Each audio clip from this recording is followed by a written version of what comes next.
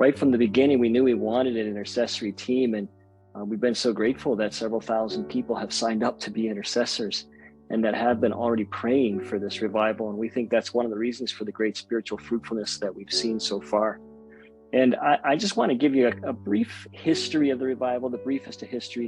Of course, you can always find out more information, as you all know, because you signed up on our website, eucharisticrevival.org. There's always more information there. But just to remember how this all came about, it was really the inspiration of the bishops who, in November of 2019, began to experience the pain of what happened in the Pew study when it was revealed that so many Catholics didn't believe in the Eucharist.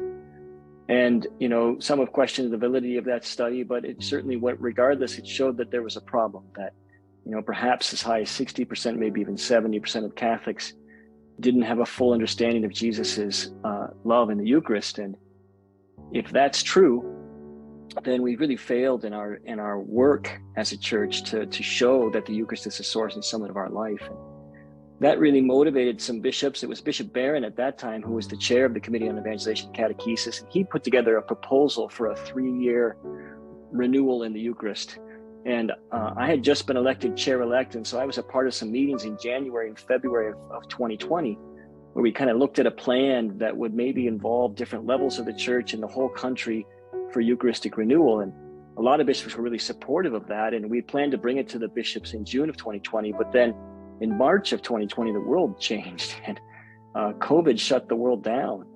And by the time the bishops were able to meet, it was November of 2020, and we needed this revival then even more. And the bishops really saw that we were already thinking about this as a providential reality, God preparing us for what COVID would, and the effect that it would have on the church. And so I was given marching orders then as the chair of the Committee on Evangelization and Catechesis to begin to build this revival.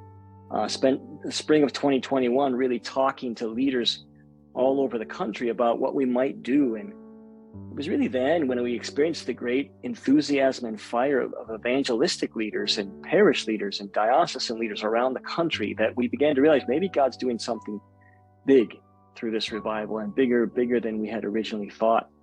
And so gradually I began to bring this plan to the bishops, both in June of 2021 and then November of 2021.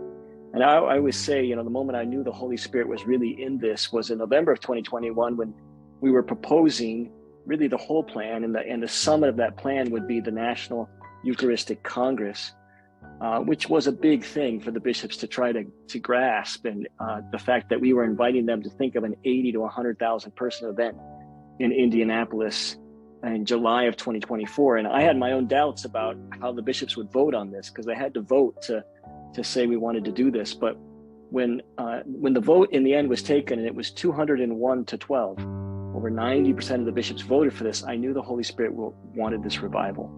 The bishops were really, and still are, extremely supportive of this revival. And so again, I knew the Holy Spirit was doing something.